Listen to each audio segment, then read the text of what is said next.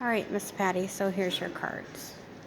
Card one is your present situation. It's the Knight of Wands reversed. And it's talking about the fact that you have a big buildup of energy right now, but you don't know how to channel that.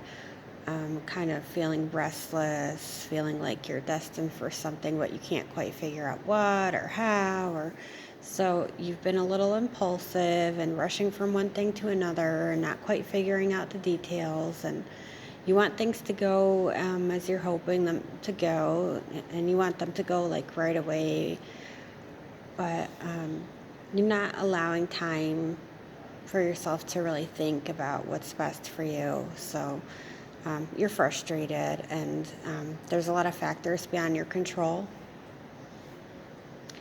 So that's kind of impacting the situation, and it's just this big buildup of this energy that you don't have an outlet for, and that's kind of where you are right now. So in response to that, the challenge to your situation, this is the Hangman card.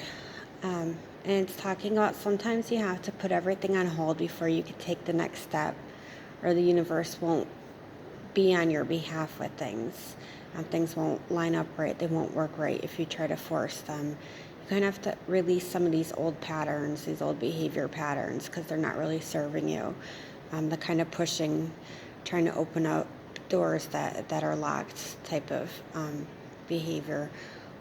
When the Hangman appears, it kind of means halt and don't push forward.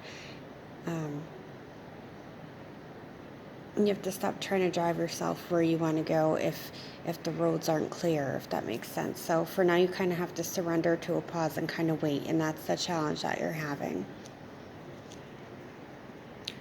So card three. Card three is the Seven of Swords. Traditionally, that represents some kind of theft, betrayal, deception, or trickery. I don't know if you're trying to get away with something, it could be just something small you're trying to get away with, trying to go undetected about. So if you're lucky, you'll get away with that secret intact. But just please be strategic in all that you do, and know that you can't do everything at once, and nor should you. So you may need to use some shortcuts to get what you want right now, or where you're trying to if you're trying to leave something that isn't working for you, rather than dealing with it head on. I don't know, that could be like a way of kind of hiding from things. But just I said, just be strategic in what you're trying to do. Know what you're doing. Even if you're trying to hide something, be smart about that. Have a plan. So 4 is your recent past, and this represents the 4 of Swords.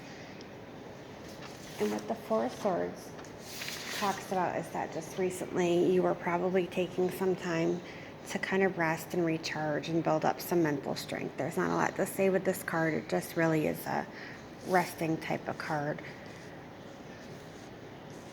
Card 5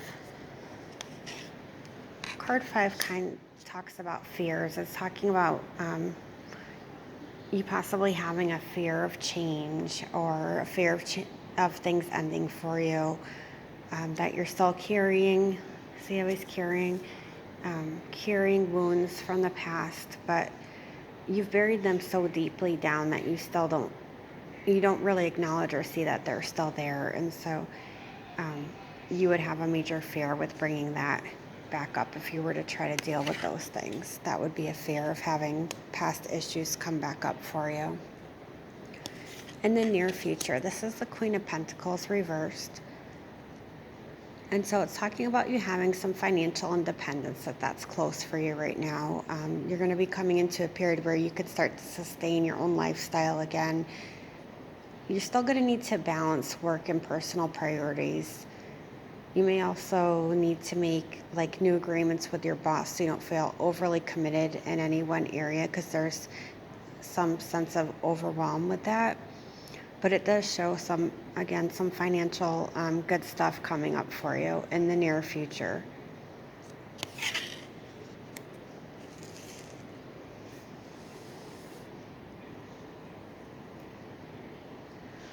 So card seven is your power card, and this is the King of Cups.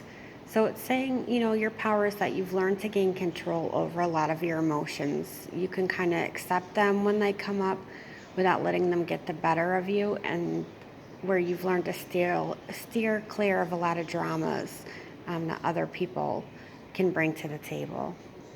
So it's showing that you have self-control, and that's your power in the situations going on right now. Card 8.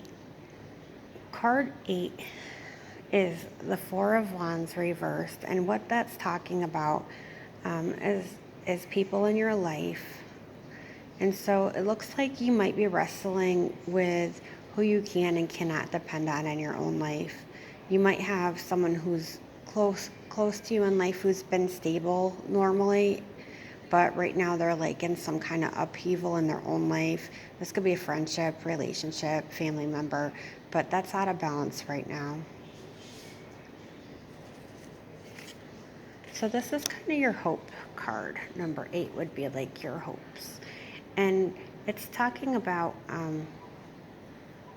you being on a mission to bring beauty and romance into your life again. You have a vision of this harmony and you being led by your heart.